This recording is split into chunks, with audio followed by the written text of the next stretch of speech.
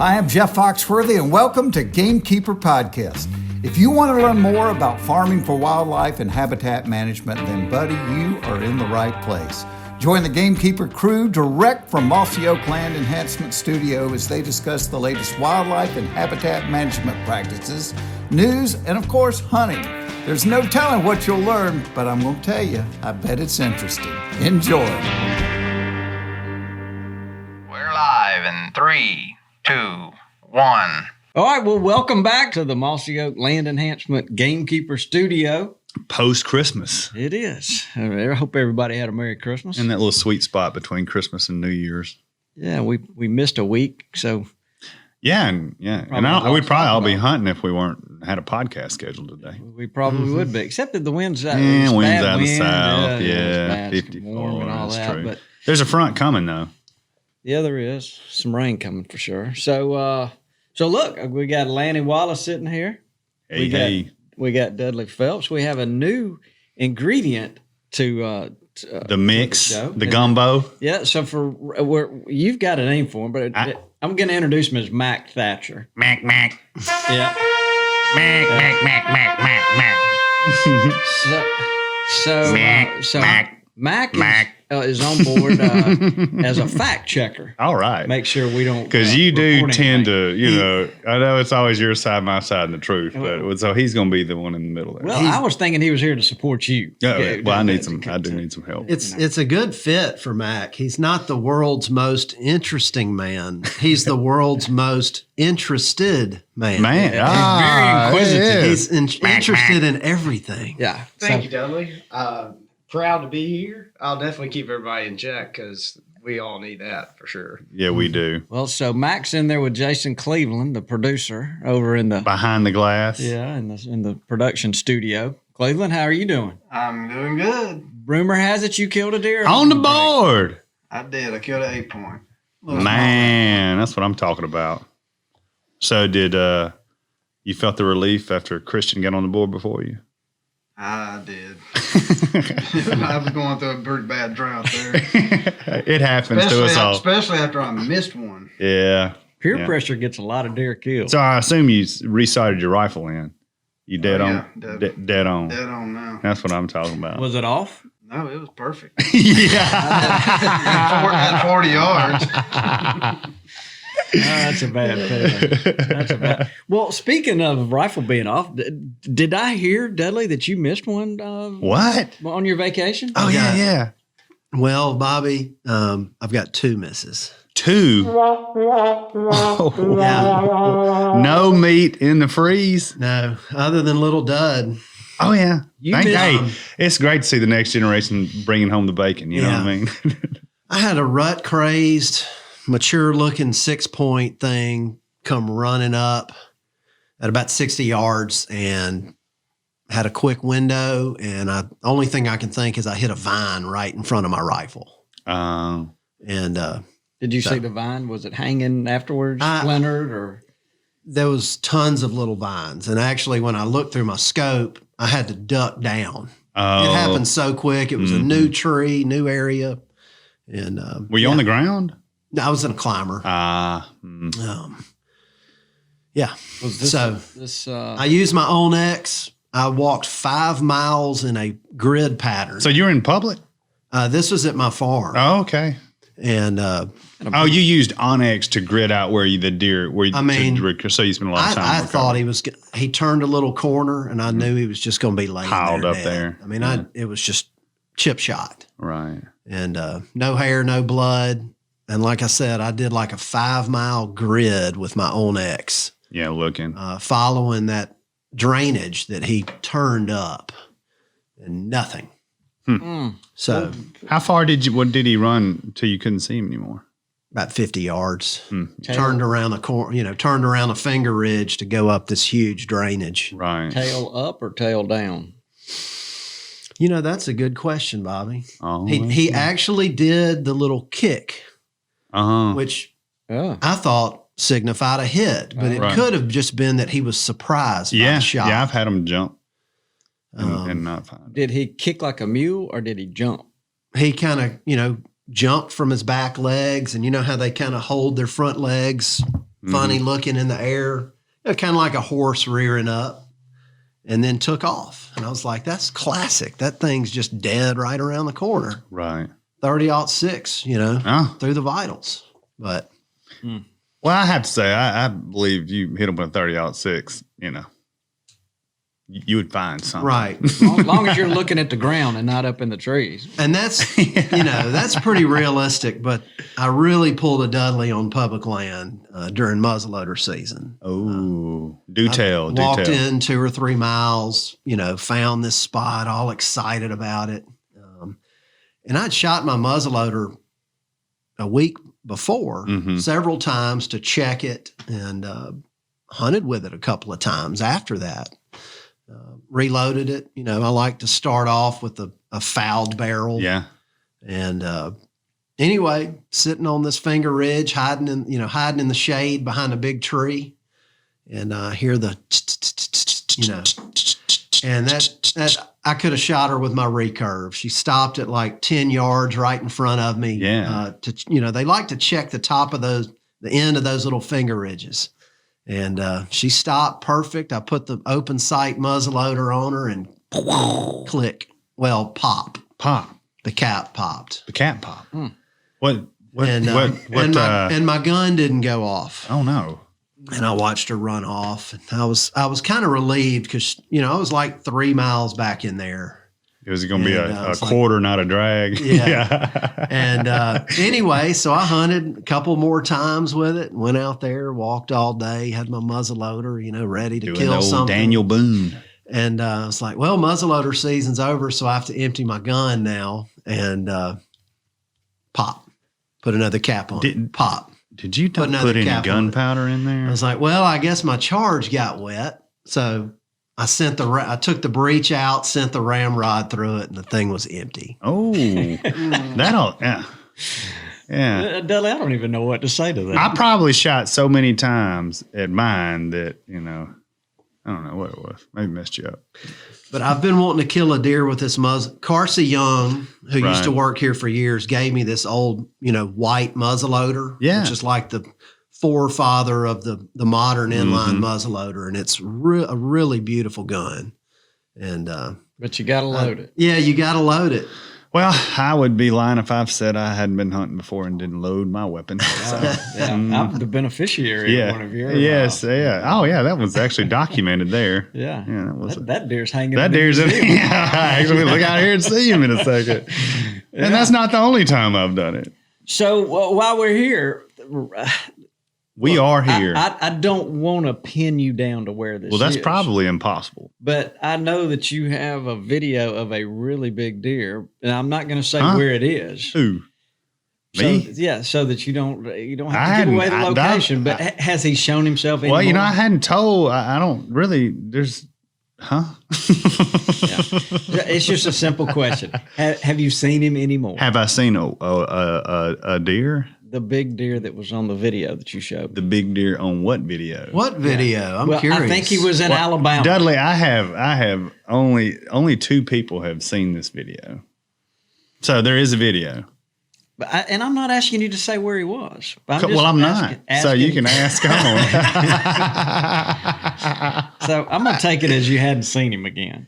No. I will confirm that I have not seen him a bummer. again. That was quite a deer. Yeah. Old sad daddy. Yeah, it's rare you find one. But well, let's get off of that. Lanny's not going to cooperate. I'll cooperate. I will say, in my opinion, y'all can validate this if y'all want to. I mean, if you think so. It seems like this year here in the South, and it just seems like a really good year for big whitetails. I don't know whether it was, they always talk about elk and rain or maybe, we just got an age class of deer, a further age class of deer than we're typically normally seeing. But I would say, y'all validate this. I have seen, seems like more big deer this year than normal. Before. Than normal, not than before, but than normal. Well, I have a theory about that. So. Well, let's throw it on out there. We're selling more biologic. Oh, that is what it is. It's all these trees and all this maximum and non-tip lots and of protein piece. We have, you've always been running it you always think the deer are end consumers, and they are. So you're right though. There has been a lot of blood on the biologic, as we like to say. And I'd written down a few folks that since we missed last week, there's been a bunch, including this morning, the boss. Toxin killed a giant deer I'm with his bow. I'm interested. Oh, really? To learn, sure did. How and he said he'd never seen the deer, never had any pictures of the deer. The deer is definitely old. Mm-hmm. So he finally decided to quit helping others hunt. Yeah, he's been hunting a little bit. To hunt himself. I talked to Daniel this morning. Daniel said he sat in the stand no less than 30 times and hadn't had a doe even close enough to shoot. Oh my goodness! And I think I asked how many times Tox had been. He said he'd been pretty steady. He had shot a couple of does, but it's the magic time of year down there right now. Yeah. And I know Vandy has seen some deer too. That was a big deer. Yeah, really big deer. Yeah. Like it basically looks like a mainframe ape with a bunch of trash, but it looks like a 160-inch ape from the way it was laid. Just a big old deer. Bodied, beastie old buck, gray-faced. Yeah. So Ken Ivey, his daughter Day killed her first deer. Oh man, that's always special. Those were great photos. I loved it. I think they did everything from killing the deer to grinding it up into sausage together. Well, I saw a picture of somewhere of him with a European mount like 30 minutes after the deer was killed. I don't know what he did, but let me tell you what, he's either got the process or the taxidermist on speed dial. Yeah. Because I was like, look at that. Yeah. So that deer's already has been eaten. It's been mounted, and they're on to the next chapter. The whole 9 yards. Yeah. He says he's a mess for sure. So, golly, you're right, though. There has been a bunch of deer killed. And Austin Ashley yesterday killed a deer that is probably going to be one of the biggest deer killed this year in Mississippi. Giant. Yeah. In fact, we can call him in a little while and get him to tell that story if you want to. Yeah, I'd love to hear about it. It's pretty incredible. I know he was over 200 inches, wasn't it? Yeah, I think like 213. Good wow. Something like that. It's a big... Man, that thing's huge. It really is. And he killed a big deer in Yazoo County before that. He's on a roll. Yeah. It sure is. So this week's show, before I forget it, and I'm prone to do that, but so this week's episode is brought to you by Apex Ammunition. Right across the river. Yeah. Look, I've been shooting some of it the last few days, and I am just... You turkey hunting already? No, shooting ducks. Oh, okay. It's incredible. My daughter killed a mallard with her little 20. Just graveyard. Little Stuttgart not even calling me. Yeah. Mm-hmm. Jesse has completely messed up my hunting spot. I mean, we didn't have many ducks. We had a few, but she rolled one at about 40 yards with a 20 gauge. Yeah. I was impressed. And then I shot this morning with a 20 gauge. You got Little Stuttgart, you got Paradise Ridge back there, you got the Ponderosa. I mean, he has just got this portfolio of property that is. What is Paradise Ridge? Oh, that's the ridge you hunt every year. No, that's Chris Paradise's. I call it Paradise Ridge. It's East Ridge. Yeah, but I call it Paradise Ridge. Okay. Well, I don't know anything. You got Little Stuttgart, you got Paradise Ridge, and then you got the Ponderosa. And then he's got all these little secret fishing holes. Yeah. How did this turn on me all of a sudden? I like it. I mean, I really honestly think, everybody needs a nice little, good grief. You've got, this ridge that you hunt that is just consistently produced mature Mississippi whitetails year after year, which is hugely impressive. I am not taking away anything. You've got basically put your gamekeeper skills to work and created a little waterfowl haven that we call Little Stuttgart. And then you've got the Ponderosa,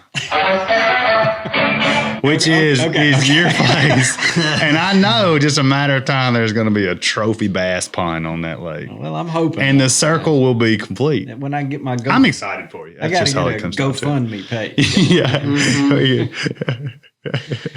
Well, dirt work's expensive. Yes, it is. So Jessie, my daughter, did kill a nice buck, and she kind of did the whole thing. We were sitting in a little box, and it was a really tight little shooting house, and I'm having to look one way, and she's looking the other way, and he came out on her side. And Yeah. I couldn't turn and see him. Oh, no. And so, she was looking at him with binoculars, describing him, and then she said, "I'm fixing to shoot him." And you'd never even seen the And deer? I was turning my head around. I was wanting to look at the deer, and it all happened before I could get a good look at Oh, the that's deer. cool. Yeah. I know y'all put in the time. I saw you hunting. Whew, I was exhausted.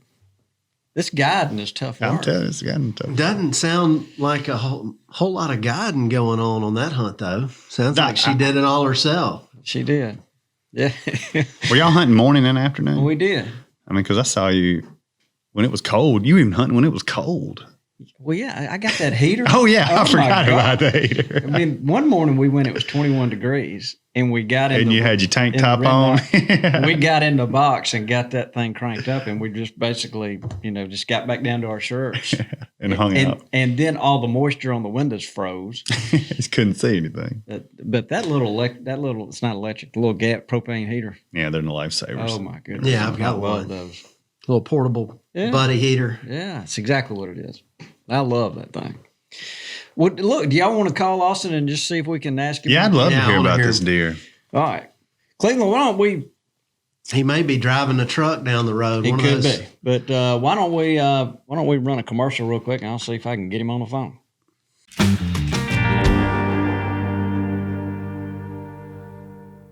When I first bought this farm a short time ago, every single field was grown up with brush 8 and 10 feet high. But it went from that to this. And even though I planted biologic with very little moisture in the ground, I was really amazed at the results. I just sat in this field with my wife as she shot her very first deer. We could not be happier. We made a memory that will last a lifetime. All because of the effectiveness of the best food plot seed on the market. Biologic is better seed, pure and simple. Log on to plantbiologic.com to learn more.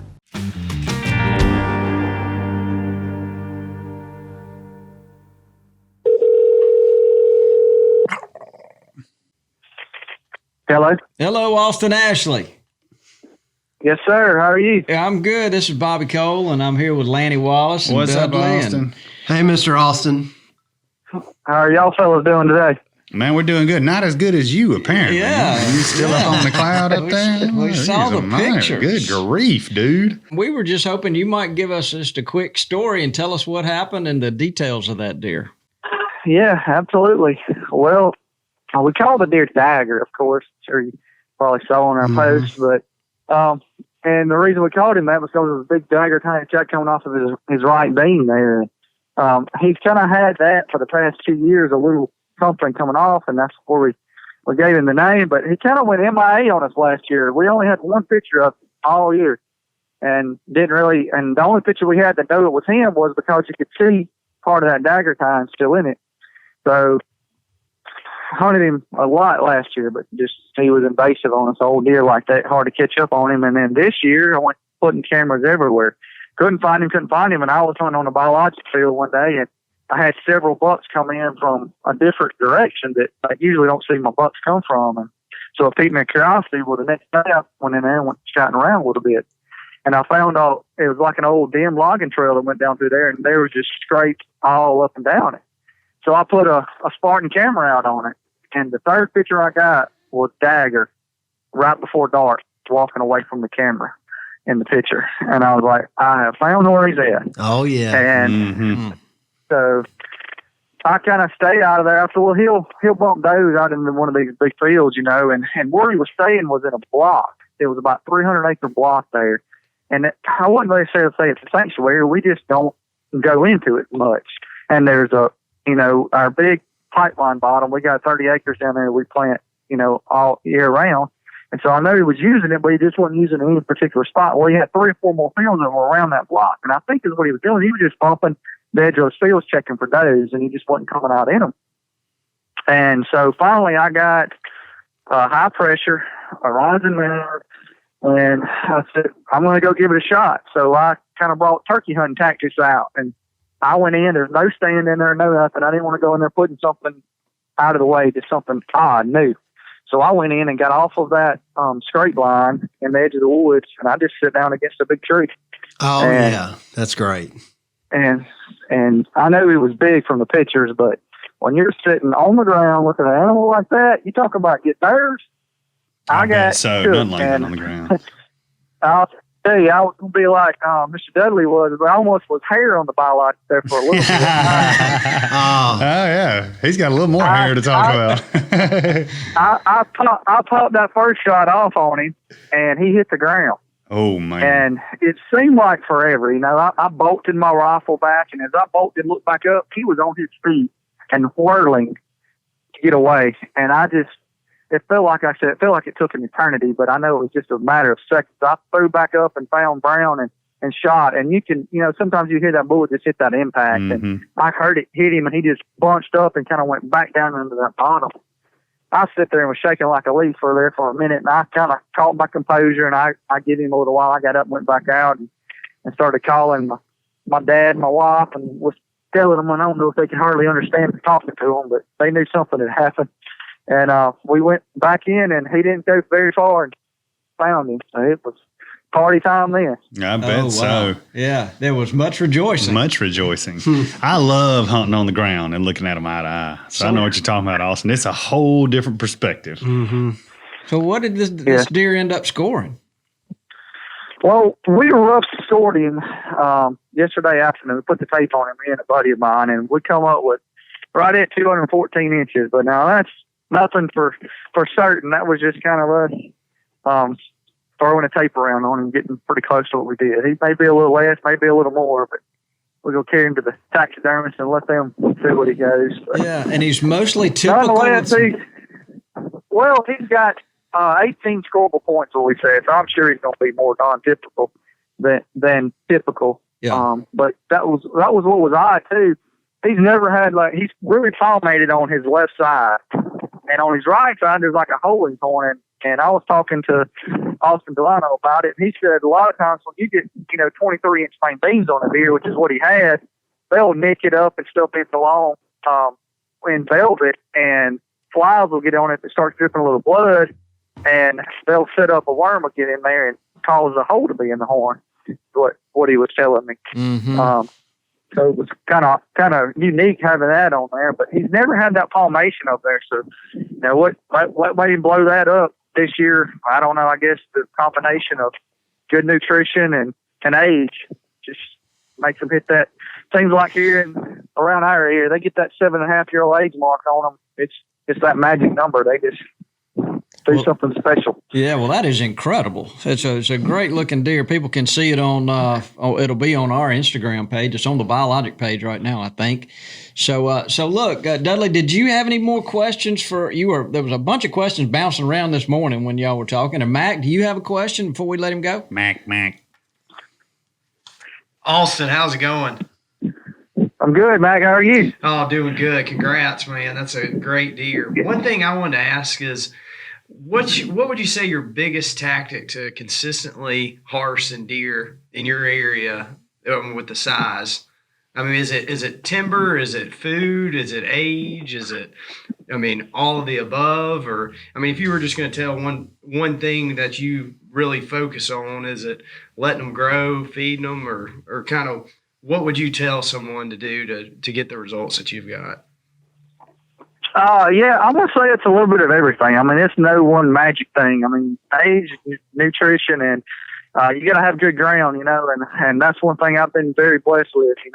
Good Lord blessed us with some good dirt to start with, so we've got some good genetics down here. You give them the right nutrition they need and let them get enough birthdays on the right deer, you see what the proof is from it. Mm-hmm. And like I tell, guys around here, not every deer that reaches 7.5 is going to break the 200-inch mark. You got to have all the stars have got to align. You got to have a special one to do that. And I wish they would all that you could get 7.5 would do that. That's a feat in itself, get one that age. But when it happens, it's one of those once in a lifetime special things.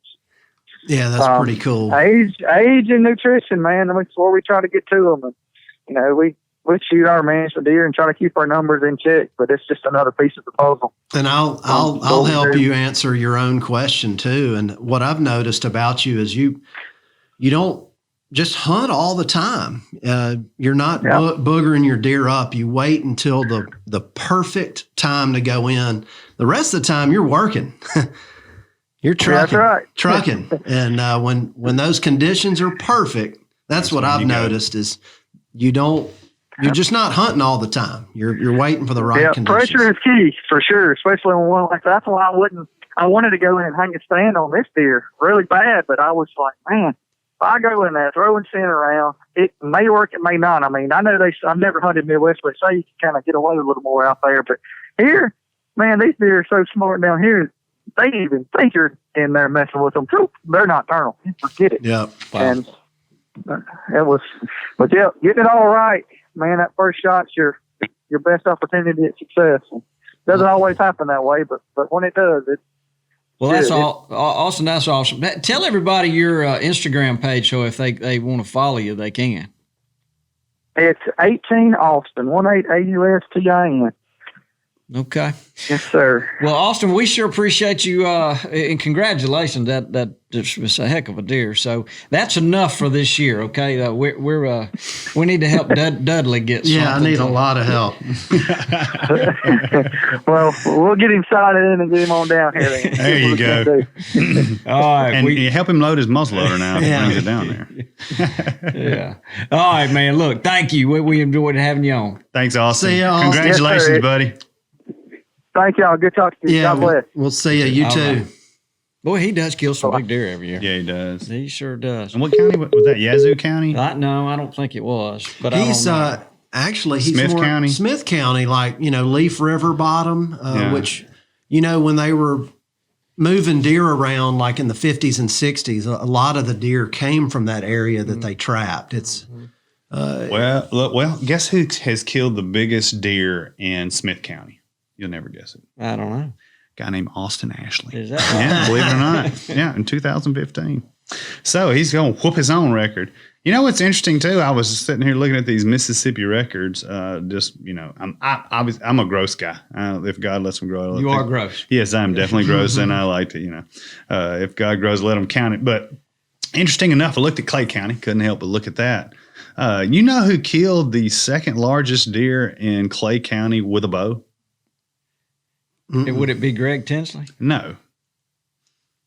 It would be your former protege, Jordan Lasuzo. Are you serious? I'm serious as a heart attack. That year we went to the cotton bowl. We used to have the mill back there. He recorded that?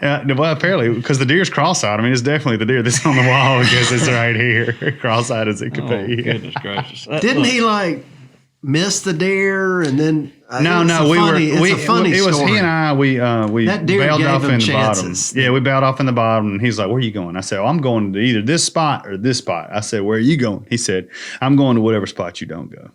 Well, and I knew at that point I was going to choose wrong. Yeah. And I chose wrong. And man, he's lucky. He shot and he's like, I'd kill a big deer landing. Come get it. And I said, okay. So I went to the lock on where he was standing. He said, man, I shot him right here. And he ran straight in those pines right there. And I said, well, get up in the stand and show me where he ran in the pines. He's like, okay. And he climbed in the stand. He's like, over there. Right there is where he ran in the pines. And I turned around and I looked at Jordan from the pines, and the deer was laid between me and Jordan. That is a hammer right there. He had walked past it 3 or 4 times and never seen him. He was so excited. That doesn't surprise me. But that was a giant deer too, anyways. So it was kind of interesting. This Magnolia Records is pretty interesting stuff. Well, I had no idea Jordan had killed the second largest deer. Who killed the largest deer in Clay County? Let me go look. With a bow. Now that's with a bow. So, Greg Tinsley killed a deer maybe 10 or 15 years ago. Well, he probably didn't enter it in his records, is what it comes down remember, to. He called it the Sultan the of Sultan of the Sukhothai. Yeah. That was it was a 140-inch deer. Yeah. It was a big deer. Well, and I tell you another big deer that was killed. Do you remember Jason Gordon? Oh, yeah. Because there was a lot of controversy around that deer. Where did he kill that deer? Just right. At Cottrell. Yeah, right there on the creek. That's right. And it was I think it was one of the boss's spots. Oh, well, I mean, And he wasn't supposed to be in there, I think, if my memory serves me. I think, yeah. Well, I remember him killing that deer. I don't remember much controversy around it, but I do remember his truck being parked at Macon in the spring, which is a big deal. Yeah. Mm-hmm. Well, look, let's keep this one while you're looking that up. Jason, we're gonna have. I have not told everybody, but we're gonna have Jeff Lindsey on the show. The rest of the show, All right. Talk about big deer, and also talk about cameras, how he uses cameras to help him kill his big deer. So why don't we run a commercial and we'll see if we can get Jeff Lindsey on the phone.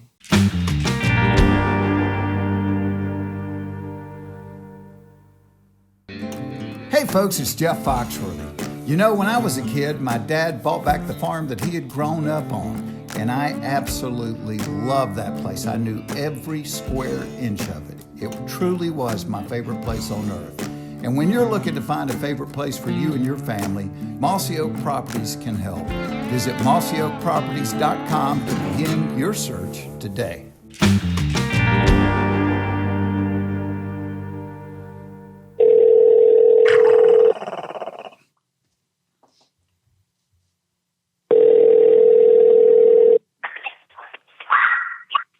Hello. Jeff Lindsey.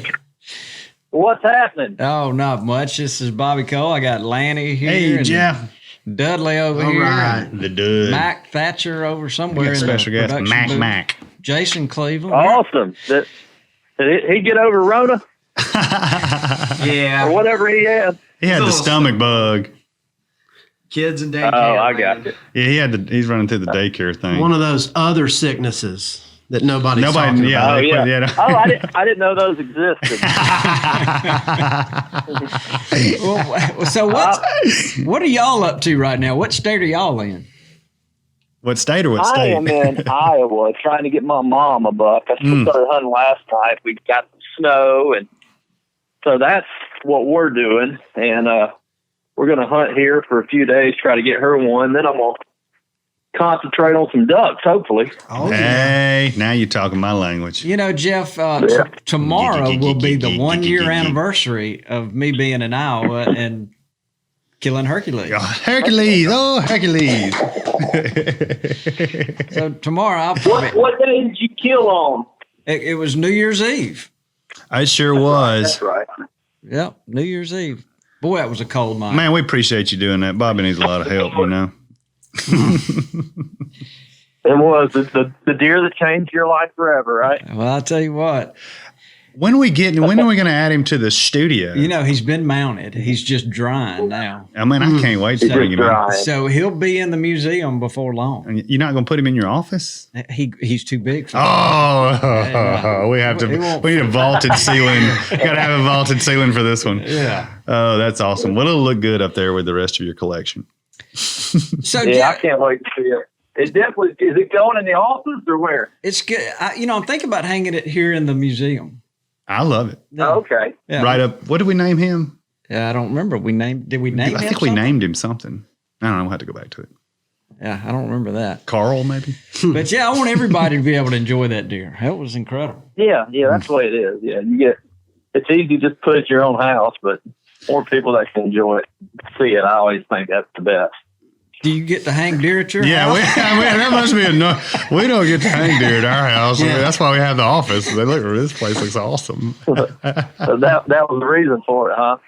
Well, not really. My wife's It pretty is a running understanding. joke, though, that we have. I mean, obviously, our offices are full of taxidermy. My rule is only Euro mounts are allowed in my house. I do have a lot of bones. Shannon Oh, yeah, 'cause decorates they're cool now. with horns and skulls, but not much fur. I'm not the designer or the decorator, and I don't get to make the rules for that. Yeah, I'm the same way. I mean, all mine were. We had a trophy room in my house, and actually sold that house. I don't have anywhere to put them right now, but that was kind of cool there. But I don't know. They're becoming more of a decorating style, especially like you said, the European mounts. Mhm. Those were cool to put in the family room and stuff now. But before, it was a no-go. So Jeff, before we get into talking about cameras and big deer and all that, we wanted to play a game with you. We're gonna this will be an inaugural game called "So You Think You're a Gamekeeper." Oh, And Okay, we're I like gonna it. is this like a trivia thing? yeah, we're gonna ask you 3 questions, and you can I'll give you the option. You can ask Lanny to help. Oh no, you probably don't want that. Joe. You know, Phone friend. yeah. So, and if you win, see, I was going to give away a really grand prize, but that didn't work out. Dudley kind of let the cat out of the bag on that one. So the prize for this, if you win it, it's you're going to get a tour of the biologic warehouse with our tour guide, Nate. Yeah, Nate. and if you're lucky, Nate might talk in the third person. Oh, that's nice. Yeah, I think Nate's probably duck hunting. That sounds interesting. yeah. Okay. All right. Well, so here's the first question. Is everybody? I'm ready? nervous for some reason. Are these questions going to be hard? Yeah, they're pretty hard. Oh no. So, but we will find out what he knows about things. So the first question is, what is the gestation period? Gestation. Gestation Yeah, period. come on there, Slick. Of the whitetail doe. Oh, it's 6 months, isn't it? Well, we need days. 6 times 30, 180. Oh, hold on. I'm doing my math here. We did have a little. Hide your phone, Jeff. I don't know how long we can let him be, because he's probably pretty quick on the Google. Well, I mean, You didn't. Yeah, I'm just gonna stay with that. I ain't gonna Google it. 6 months. Huh? Well, is that your final answer? I think we lost Before it.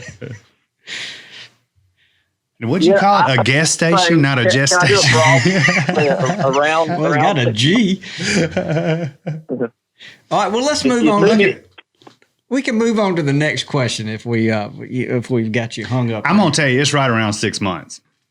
Yeah. Well, that's what I'm gonna stay with. I'm gonna stay on or around 6 months. Okay. Well, what I was needing were days, and I was going to give you about a 5-day grace either way. I have a question. Did you know the answer to this? Yeah, before actually, I did. You Yeah, did know I that. did, So yeah. these are only questions you're asking that you, as master gamekeeper, know. Well, they're just like I You thought learned they these were at- common knowledge. Oh, okay. I thought everybody knew these. Well, I didn't know this one.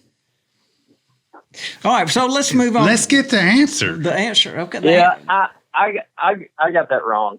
I did. I'm fine with that. I'm fine with it. I was close. I was within 20 days. You were. Yeah, that's exactly. So what right. is the answer, It's Mr. Cole? 201 days. So you're saying that they could have them at 180. They could have them at 210. They could have a premature, a preemie. Yeah. But Yeah, I was counting on the previous. Yeah, he was 6 weeks early. You back up when he hits the ground, 201 days, and that you're gonna find that's the peak of the rut. Right in there.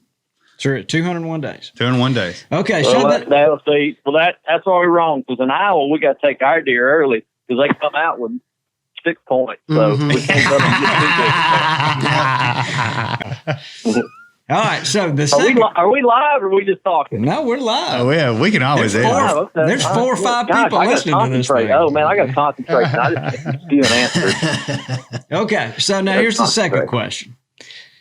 How many nails, as in like claws or fingernails, are on the orange legs of a mallard duck? Okay, say that again. How many On nails? 1 or 2? Well, you could do it either way. Okay. So how many nails are on one leg? Okay. Let's just say one leg. I know this one. Of a mallard duck. The I know orange this one. legs of a mallard duck. How many little clawed nails? I'm gonna check my answer. And I'd say 3, 4. We need one answer. We can't go with 2. Oh yeah, I'm gonna go with 4. There you go. Well, you got that one right. Nailed it. Yep. There you go. Good job. All right. So We need a trumpet or something, man. Jeff, There it is. Master gamekeeper. Yeah. All right. So the third question is, what is the gland between a whitetail deer's hooves called? Between his hooves. He's got a gland between his hooves. Like Between his toes. I'm familiar Between with his the gland toes. because Yep. And it's got I'm a familiar name. with the gland because Lindsey Thomas talks about it all the time. But He sure and did. I just seen it a couple days ago. He or sure did. Seen the name for it, but I can't remember. I'm striking out here. Yeah, and it's thought to have it's thought to have a real distinct purpose. As in, so when that deer, Oh, you think that's when they're pawing a scrape? Maybe they're using that. I know they rub with their eyes and their tarsal glands, but it's all that also stuff. Dudley pointed out, it's also thought that when the deer decides to go out and roam, that's his way of finding his way back. Huh. Yep. Man, y'all are imparting some I haven't knowledge heard on that. me. Me Haven't too, heard that. Jeff. I learn something new every day. So I'm not a master gamekeeper. Me neither. I'm fine with that. Dudley, go ahead and tell him what it is. It's an interdigital gland. Hey, that makes sense. Thank you, Mr. Know-It-All. Yeah. So look, Jeff, we kind of thought Have you ever smelled one? No, I had never smelled one. Well, we should do that next time. Yeah. It's not that strong. I've smelled it. Oh, you have? Will you pull their toes apart and stick your nose in there? Yeah. Does it kind of smell like dirt? Kind of like dirt. Kind of like deer, but not real strong to me. Yeah.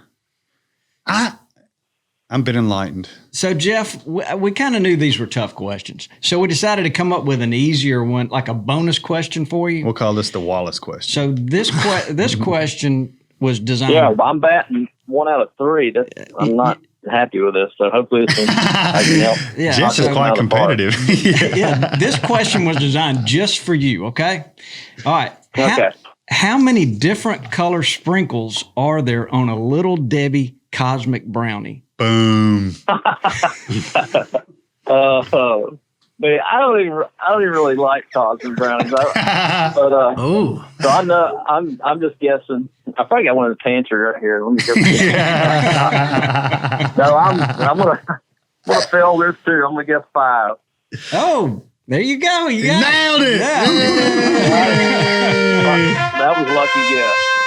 Snacks for racks, baby. You totally redeemed yourself. Yeah, totally redeemed yourself. Yeah. So now I've got. We all have our strong suits. That's right. We all have our, what we're good at. So maybe not gamekeeping, but eating snacks. Yeah, I don't know. Your Cloverfields look a lot better than ours do, Jeff. So I've got one more bonus question that I really. Man, you're wearing it out today, aren't you? I want to ask this. You're going to ask me? Okay, here we go. Okay, so and if you get this one right, oh no, then I'm going to win a Gamekeeper hat. No, the Lindseys get the tour of the warehouse. So, okay. All right, so a lot hanging on this one now. Oh, man, I'm nervous. All right, Lanny. So think back to your teenage years, your young years when you were listening to music, and oh man, what year? And Jeff, if you know the answer, please chime in. But what year did the ladies and Jim Beam try to kill Hank Williams Jr.? Oh God. 1973. There you go. Boom! We're in there, Jeff. Yes. All right. Thank you. They tried, but they didn't. Yeah, I can't wait to see Nate. So look, here's what I did. I focused on Little Debbie for Jeff, and I focused on Hank Williams Jr. for me. Yeah. A country boy can't survive. There we go. Well, Jeff, we're going to ask you some questions next week. Let's get this thing back on track. Jeff, what I'd like for you to talk about is you guys and with your television show and what y'all do in your properties. Y'all are really good at identifying big deer, targeting big deer, growing big deer, and getting them killed. Grief. Yeah. So, are there and we kind of figured you would go and give tips with the cameras, but using the Spartan cameras. But are there things that you do to just can you give some examples of some things that you do when you start trying to target a big deer? Once I got him located, or when I'm trying to locate one? Well, let's go. I'd say find him first. Yeah, let's say find him. Find him. Well, I take a little different approach. I mean, we start scouting when my favorite time to scout is when the snow is still on the ground, but it's melting. You know what I mean? So I'm out, I'm looking. So it's first it's dropped.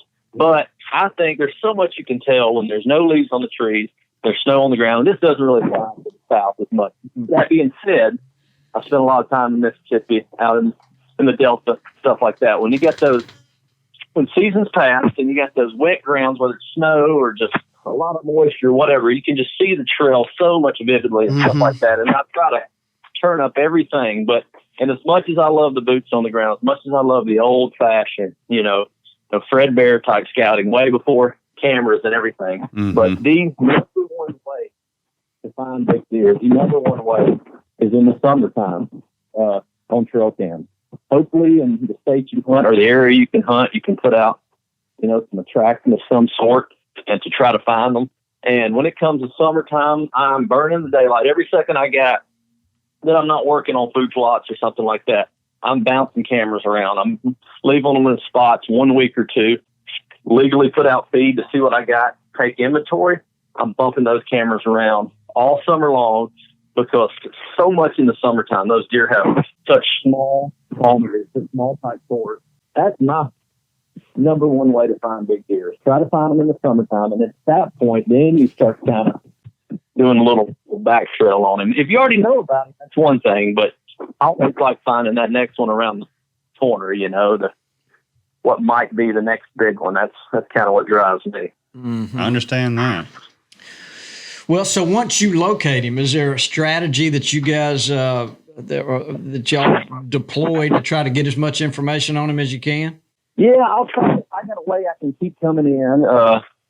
Cellular cameras are great. Love them, hate them. Everybody has their own opinion. But if you can put a camera out and that thing can stay working with batteries, external batteries, solar, whatever, if you can get that camera to work, keep sending you pictures, and you don't have to go in there unless it's to put out something to get them going. If it's on an old mineral site, or if it's on a fence gap, or it's on a trail where you think he's living, or near his bedding area, you don't have to go in there. That's the number one way to do it. But I like just kind of keeping up with them all the way up until, about August or something. Then when they start shedding velvet, I still like to kind of know they're there, because big deer, they're all different. They're just like all of us. We all have our different tastes, music, food, et cetera, whatever. But when a deer sheds his velvet, most of them are going to hang close to that home core. But you're going to get such a few of them that are just going to vanish.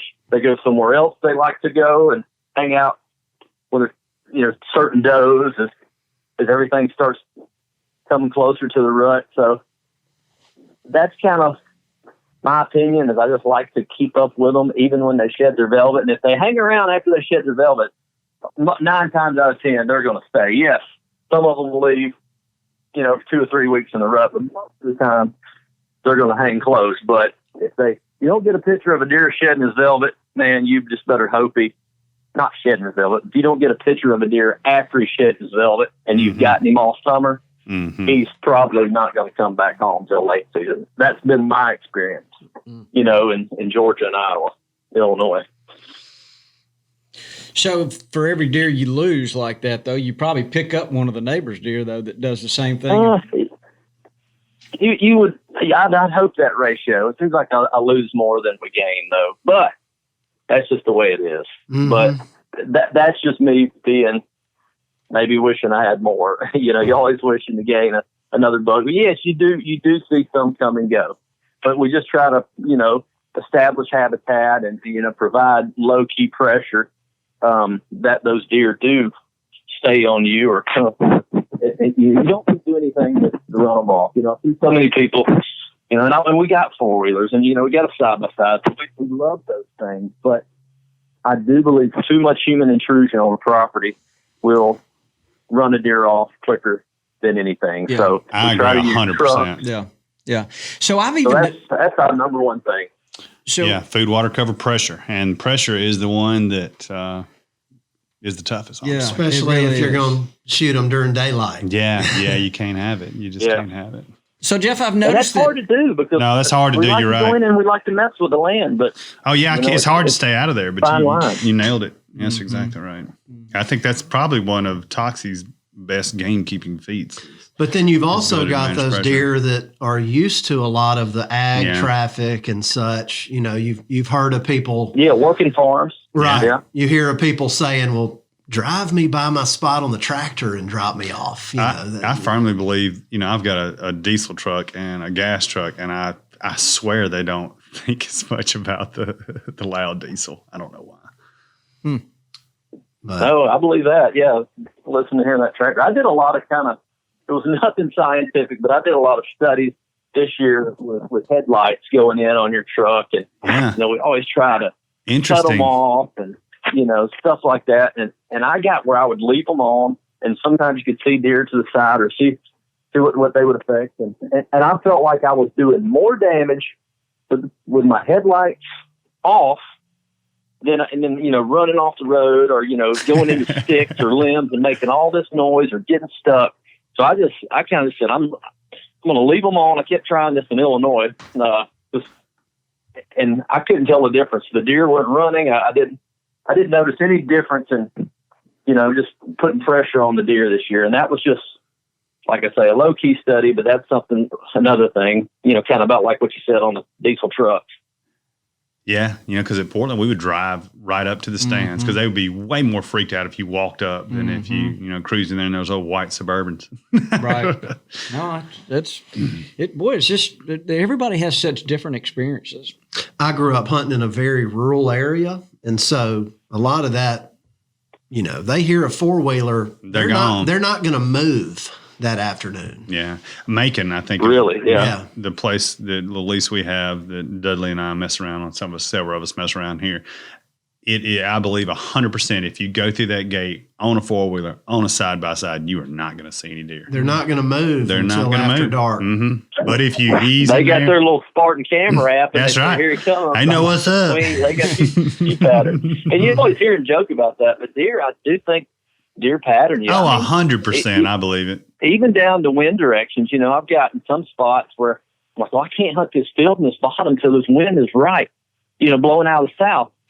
But you start studying and start paying attention. Well, that deer doesn't come to that field when the wind's out south because he doesn't have it in his favor, and he can't go with that wind in his nose, and so he's not going to come there. So, thus, I'm going to have to find somewhere else to kill him, or I'm going to have to get real creative. That makes a lot of sense. Yeah, it does. If the wind is right for us, it's wrong for the deer because they like to be able to smell the direction they're going. That's right. And we're trying to hunt them in the opposite of that. That's always blown my mind about the wind. Yeah. Just so turn around and face the other way. Yeah, you look at topo maps and the Weather Channel and figure out all your wind directions, but the deer like to walk into the wind so they can smell what's ahead of them. Now, obviously it works. You don't want to spook them out of their bed and cover going in and going out, but I'm with you once you're up in the stand. I mean, So that deer, when he's laying there, when he gets up, he's okay. The wind's out of the south. He's headed south. Yeah, and I'm sure y'all, experience, early days hunting in Mississippi, hunting with doing drives and stuff like that. I really had never done that. You've never done a deer drive? Well, I've done some, but I've not many. Okay. Not many, no. Well, I've dog hunted. We sound like you're being a little judgmental. No, here. I'm not. I don't know where you're going. I'm just. I was going to tell an old story. Yeah, well, go ahead. So you're pushing through with dogs or pushing through a thicket, and with the wind in your face, but there would always be the old guy trailing because a lot of people would push past the deer, and the deer would actually walk the opposite way, which you were trying to drive him because he's that smart and using the wind that much. So he knew you were coming in the first place, waited on you to walk by, just like you do, trying to hunt them, and then went the other way. Yeah, slipping out the back. Mm-hmm. You anti-deer drive? They double back on you. Double back. I'm not anti-deer drive. Okay. But I've just never really done it much. Okay. Deer drive? Yeah, just never had. The first deer I ever killed was on a dog drive. There you go. I mean, in the South, when I was very young, that's how we were introduced was dog hunting and deer drive. So. Yeah, and I shot the deer, and there was another guy that shot the deer too. Yeah. So was it the guy that hit it first or the guy that hit it last that got to claim it? And then when we got back to the camp, by the time it was all over with, all I had was it looked like that elk I hunted. It's got a little bit of me after everybody got a cut off. Yeah, that's the way it was. Yeah. I remember that's a lot growing up. So. And there's still a few of those places around here. Not to get off on a tangent, but not the dog hunting stuff. The people that do that, they are so passionate about it. Oh yeah, but it really they are. Yeah, that's the only way they do it. Yeah, yeah. But it's not any different than houndsmen. The guys that are out in the West chasing cats with dogs, or the hog dog guys. That's their team. They're out there with their boys. But it gets rough on private landowners that don't want dogs on their place. And you're next door running dogs. Because the dogs don't know Jared Clower's dogs used to quit barking when they'd run across. It was smart. That's the kind of dogs you wanted. Yeah. Tricky subject. Yeah, we've had that issue with coyote hunters. Deer hunting or dog hunting's not legal anywhere we hunt, but we have seen the coyote hunters. But going back to the deer drive, that's how I grew up. I killed several deer. We'd always, the last weekend or two of deer season, that's what we do at the hunting camp. Everybody get together and could have buckshot and some rifles, you know. Buckshot slug. It was dangerous. It was dangerous, but we did it, and there's still a lot of people that do it. You know, still a lot of people do it. Yeah. Jeff, it's tradition. I get it, but there's a lot of things. People argue that, you know, with us all the time. But there's a lot of things I did as a kid that, you know, I feel like I learned from and I don't do anymore. I'm not saying it's good or bad or indifferent, but I think we do have to evolve, not only as human beings, but as hunters as well, you know, for the betterment of the herd. Absolutely. Sure. Yeah. And none of us, including you, we're not against it. We're just saying that we do things a little bit differently. Yeah. Sorry, I wasn't trying to open a can of worms. Right, I was just yeah, talking about how the deer would be smart and knew I- what you were doing. It's hard to say you're a gamekeeper and then, you know, just load up and run all the deer off your property shooting at them. I mean, it's just tough. It's for my mind to wrap around that. And I did it. I did it in Iowa. I did it in Georgia. You really get invested in something. Once you really get established something, you nurture these deer and you know, give them the food plots. You leave them standing grain and, you know, you pick up their sheds. You get pictures of them all year. And then you just go run them off and shoot at them. It's hard to do. I like that you're taking a stand on this. Yeah. I agree with you, Jeff. Yeah. Well, I wasn't trying to open a can of worms there. I was just kind of talking about old, you know, smart bucks. Even, you know, when you're walking through a thicket on them, they know where the wind is, where to lay down. And I've even, you know, seen deer lay down with their nose to the wind. You know, just and rest that way. So less than 2 weeks ago, one day at lunch, Warehouse Nate, who Jeff will get to meet when he does his tour. Man, it's going to be huge. He rode out here with me I was changing out some batteries. To Paradise Ridge? Well, and had to move a tree that had fallen across. So he went to help me. Yeah. And as we're riding in on a four-wheeler, he tapped me and pointed, and there was a doe that had stood up about 30 yards off the road. Mm-hmm. Well, I never slowed down, but right behind her was a buck. And as the doe stood up, the buck laid down and ended up laying his chin on the ground. Yeah, that's what I was talking about, when they lay their chin on the ground. We went by, and I never let off the gas, but literally the doe stood up and the buck laid down and laid his chin on If you the see a deer do that, which I've been lucky enough to see several, you realize how slick they are. Mm-hmm. When they get on the ground, and they put their chin on the ground, and you guarantee you his face was pointed in the wind. You know, well, he was looking. His face was pointed at us, but it goes to your point. Yeah. They are super slick. Yeah, super slick.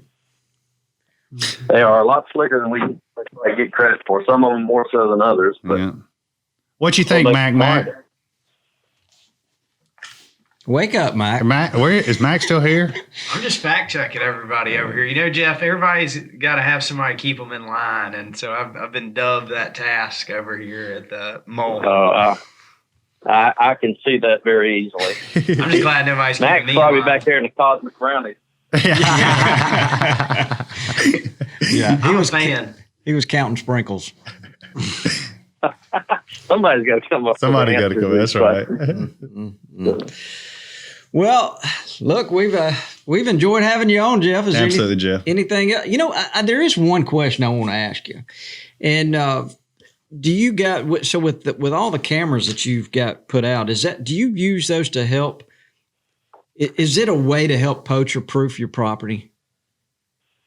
You know, there's really no, you know, just true way to poacher proof your property. I mean, other than being out there, because there's so many ways poachers can get deer, get access or whatever, but it doesn't hurt, you know. I mean, yeah, you can throw them out and you know, you hear so many times people say, "Oh, I got my camera stolen or my card stolen." With a cell camera, at least that camera is already, if it takes a picture of you, at least you got that, you know. So that's one thing I've heard people, you know, putting cameras low, putting a shed in front of it, and getting another one up top, you know, and running it down there and getting them a pic from above. That way, if they steal your camera, you still got them. But yeah, I mean, some people probably have a little, you know, better success with that than others. But I mean, it's hard to truly, you know, when somebody's night hunting on the road or, you know, portable spotlights and silencers and all that. It's a different game these days. So you bring up another question. I feel like what I've always heard that, like in Iowa and parts of northern Missouri, that you had deer poachers, and then you have guys that go around after they drop that are looking for sheds. Oh, yes. I would say shed poaching is way worse than actual poaching itself. I mean, it's an addiction. It's a hobby. And it's one of those things that, you know, most people with a clear conscience, they can't shoot a deer on the side of the road. They can't shoot a deer out of your field. But by George, they can walk through that ditch and pick up 2 or 3 sheds and brag to their buddies about it. It's like a whole different set of rules, you know, and it's really not, but that's just the way a lot of people are. But I don't know if you guys see that down in Mississippi, but now the squirrels eat ours before they get a chance. Yeah, it's not as big a deal down here. Our woods are so thick. Yeah, it's really hard. And by the time you find them, there's not much left of them. Mm-hmm. Right. That's the way it is in Georgia. I don't know whether I think the squirrels watch where they drop their horns quicker than we do. Ooh, there he goes. Get him. It is a time of year when a lot of landowners, it's kind of their off season, you know, right. between deer and turkey. So theoretically, a poacher would have a better chance walking through somebody's land. Yeah. Checking During all that their time. Yeah, they might even have cameras down. Right. Right. So. No, that's exactly right. You're not there as much. And, I caught a poacher with the help of a camera last year. Oh, you sure did. Yep. Oh, you did? Mm-hmm. Guy was walking through me turkey hunting. Thought he could wear a mask, but we found him on Facebook and had a picture of him with a dead turkey and the shotgun, all the clothing, everything was the same. Man. How about that? Wow. Facebook is a powerful thing for catching poachers. It seems like you see one of those about every week. Hey, anybody know this guy? Yeah. And then the Facebook community gets to work and boom, you know, but we can't find Hillary Clinton's 30,000 emails. But by gosh, we can get these posters on his cell cam. Yeah, you're right. Oh, my goodness. All right, Jeff. Well, look, we enjoyed having you. Please tell your mother we said hello and tell your father, Mr. David. I sure will. I sure will. Tell him I'll be thinking about him tomorrow afternoon. Yeah, you sure will. Reliving your glory days. Yeah, that was a fun afternoon. Oh, Hercules. If he gets one New Year's Eve, it's definitely the ghost of Bobby Cole lives in Southern Iowa. So we're going to hope that happens. Well, good luck on Mrs. Wanda getting a good one. That's always fun. I know. We're after a couple, so maybe a couple big eights she's got her eyes on. They got past her last year, so we're hoping to make it happen. So we'll keep y'all updated, and y'all keep Max straight. I know he's wild. I'm telling you, he's a wild animal over there. He said like nothing. How's Kyle doing? I see y'all finally set him up with a girlfriend, maybe. Yeah, he's got a girl, you know. So, but you know, Kyle he's wild, you know. So just gotta keep him going. Right now, he's trying to shoot does, you know. So he's got a bunch of tags, and I only got one doe tag left, so leaving up them boys to whack them. So hopefully he can. We got to kill some. Man, we got to kill some does. Yeah, we got a special bond with Kyle. I feel like he kind of does with y'all like I do over here, kind of keep everybody in line a little bit. No. Right. Oh, yeah. No, Kyle's 1 in a million. He is. He's a good guy. Kyle's one of those that, you know, I'd let him baby the house. I would let him baby to my kids. Heck, he probably feel like he doesn't to them half the time. So, yeah, he's a jack of all trades. He can do it all. Film, kill, whatever. He's had a pretty good year, too. He's killed some deer here in the last couple weeks. Yeah, he has. Well, all right. Well, Jeff, we enjoyed having you on. Please tell your family that we said hello. Same here. Good to talk to y'all. Yeah, we appreciate you, Jeff. Thanks for what you do, buddy. See you, Jeff. Yeah. See y'all. Thank you. Yes, all sir. Right. All right. Well, he won the tour of the Biologic Warehouse. 1973, baby. I'm impressed. You did good.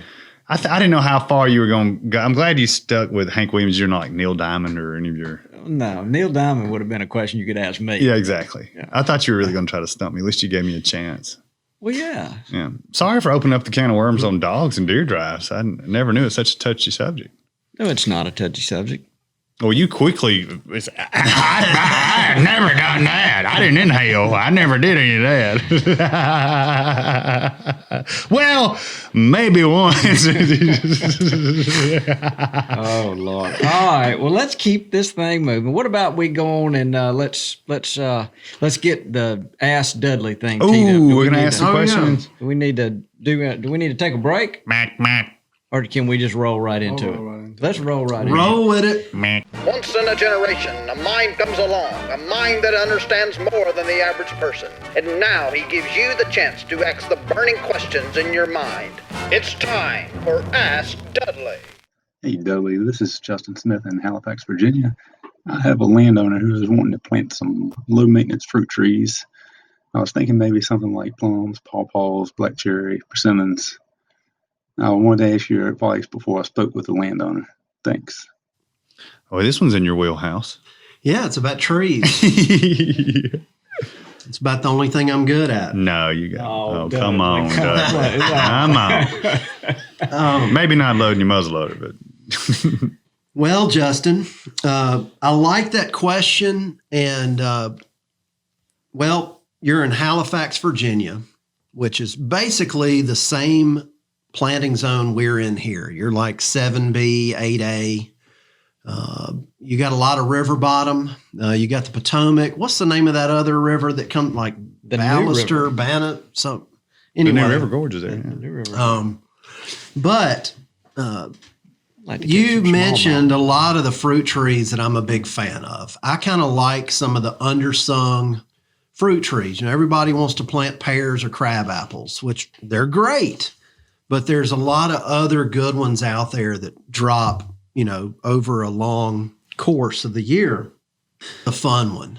They can be picky about the site you put them on. So you want to put them on your best bottom ground you got that's well drained. And you may even want to put a few near your client's cabin so they can appreciate. It's just a rare fruit that not many people have had, and they don't ship well or store well, so you're not going to find them very often or ever in a grocery store. So definitely plant some of those. But yeah, black cherry, persimmon, black gum, red mulberry, Mexican plum, Chickasaw plum. Those are some of my favorites, and you're gonna draw and hold, you know, deer and turkey. There was a professor at Mississippi State in wildlife, Jenny Jones. Mm-hmm. She said if you've got a lot of black cherries on your place, you will literally pull turkeys off of your neighbors during that time of year when the black cherry are dropping. And when is that? Around here, it's before the 4th of July. We need some black cherries, Bobby. Well, I actually have some black cherries, but on the Ponderosa. Lord have mercy, yes. Very interesting. Like black gum. You don't hear a lot of folks talking about it. But it is such a good wildlife tree. Right. I mean, the seeds get, you know, the fruits, if the fruit doesn't get eaten, it becomes a seed that stuff eats the seed too. It's amazing. I've got a lot of black gum where my house is. And it is amazing the amount of birds and wildlife that congregate around those things. You have to pay attention. I mean, you wouldn't know. You just like, what's all those birds doing at the base of that tree? But that's what it is. I remember a long time ago, Joe Hamilton from the QDMA mentioned it in their magazine. Mm-hmm. And I've kind of been fixated on it ever since. And the first tree I missed when I came to college and was walking around with my professor in the woods. Yeah. I couldn't identify it. The black gum. And once I knew what it was, I've always known, but it's always been one of my favorites ever since. So it's in the sweet gum family, isn't it? No. It's not. It's in the Tupelo genus. Okay. So you've heard of Tupelo honey. Yeah. Tupelo gums. Some people call them swamp Tupelo. Yeah. A lot of people mistake it for cypress, but that makes more same sense genus. to me. Okay. And it's like a persimmon. It's got male and females, and the males make the pollen, The girls make the fruits. Mm-hmm. And they tend to have a pretty cool form to them. You know, they're kind of. Yeah, the branches grow straight out. Yeah, kind of crazy. And they have fall color that comes in early, mm-hmm. and it's beautiful. It is. So it's a good landscape. But that's one of them. But like I said, all of those I mentioned would be great. And it's not, it's kind of, I call them the underrated or the unsung. And do some of these native fruits, they would probably produce soft mass quicker than seedling oak trees, I imagine. Yeah, so, mulberry can make fruits in, like their second or third year. Yeah. Black gum 4 to 5 years, persimmons 5 to 6 years. And they're indigenous and native, and they've evolved to not have to be sprayed and all of that stuff, where the more domestic fruits a lot of times require more maintenance. Right. I'm a hunter and I'm game keeping. I don't want to go every weekend and have to spray something. No. So good question, Justin. No doubt about it. I'm a big fan of a lot of what you mentioned and a couple more, and they would do well in that area. So. Thank you, Mr. Know-It-All. That sounds good. Yeah, he knows his trees. So, guys, what did we learn today as we wrap this thing up? I learned the gestation period of a whitetail deer is 201 days. And I learned that it's gestation, not gestation. There you go. Man, we're just educating each other around here, aren't we? Also learned that you're not going to tell us about this big deer that's on video. And I think that's kind of rude. I'm sorry. I hope that I get to see a picture of you or Shannon or Hayden or somebody holding that deer. Yeah. It's going to be a tough one. I can tell you. Mac, what did you learn today? That this job's a lot harder than I thought it was going to be. Mac. Track over here. You can't type quick enough? Not at all. Well, we'll try to slow down for you, Mac. I appreciate y'all having me there. That they say that, when you become like at some point, the SEC quarterbacks, the game starts to slow down for them and they can get them. So right now it's just moving real fast for you. Way too fast. Way too fast. Yeah. Let me think about this. So Mac's on the board with a whitetail. Jason's on the board with the whitetail. Well, Dudley is not. Bobby is not. I'm not. And Lanny is not. No, we're having to work. I'm going to say I've had the best deer season I've had in 15 years. Oh, that's awesome.